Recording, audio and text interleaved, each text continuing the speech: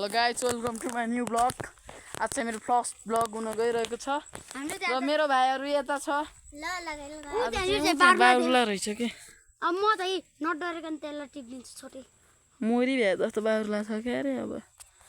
मोबाइलको क्यामेरा यस्तै हो यो चाहिँ मेरो भाइ हो यो मेरो फुपूको छोरा हो म त त्यसलाई यो चाहिँ बाहुला टिप्न जान्छु भन्दैमा तम्स्या के अरे है छोडी भ्याएको रहेछ गाइस यस्तो छ खासै बच्चन छैन यस्तो रहेछ है ओ ल हाम्रो सुन्दर गाउँ बच्चाले रहेछ यो चाहिँ मेरो फुपूको छोरा बारुला आज नि फर्सी चोर्न जाने भन्दैछौँ के अरे अब फर्सी चोर्न जाने जस्तो सम्भावना हुनसक्छ गाउँतिर पाइने चाहिँ यस्तो मेरो भाइ यहाँ बाँदर चाहिँ झुन्डे छ के गर्नु र अब यस्तै हो काँक्रो फलेछ काँक्रो कठुलो गाइस काँक्रो हामी बारीतिर यो डोक्रा फाल्न आएको क्या आज अब भोलि पर्सितिर कहिले कोदो रोप्छ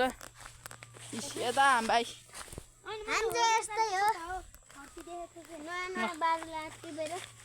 अब फर्सी चढ्न जाने भने त उतै होला गाइस के गर्नु ल अब यस्तै हो गाउँघरमा बसेपछि यस्तो चाहिँ ल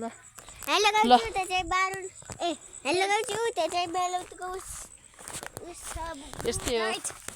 यस्तो छ के गर्नु बारुला चाहिँ भर्खर बच्चा रहेछ बारुला बच्चा कता हुन्छ ल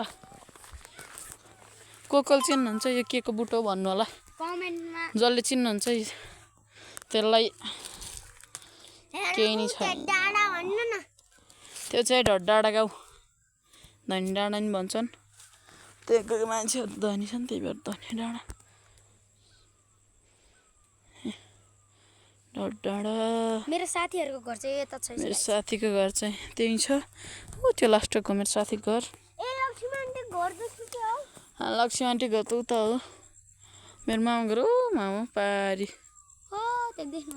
पारी हो मेरो मामा घर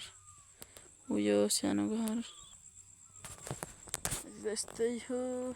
त्यो टाढा छैन हिँडेर 1-2 घन्टा पुगिन्छ फर्सीको कोपिला लागेको रहेछ यस्तो भित्र त टिपिएछ थैत हराम भइयो यस्तै हो पर मेरो छुट्टै हल्ला गाउँमा छुट्टै के भयो ओहो नि बारे यहाँ त फर्सी पो रहेछ त गाइस मेरो भाइको आँखा चाहिँ तेजिलो रहेछ है गाउँघरतिर पाइने यही हो ताजा यो तरकारी आज ताजा फल हो गाइस भन्दैन ल ब्लगमा चलाउनु वेलकम टु माइ ब्लग छ यहाँ चाहिँ एकदम छ ल अहिले लागि यति नै बनाउला अब यो के को बुट हो भन्दैन होला जसले मिलाउनुहुन्छ उहाँलाई होम डेलिभरी फर्सी अनि केटा हो ल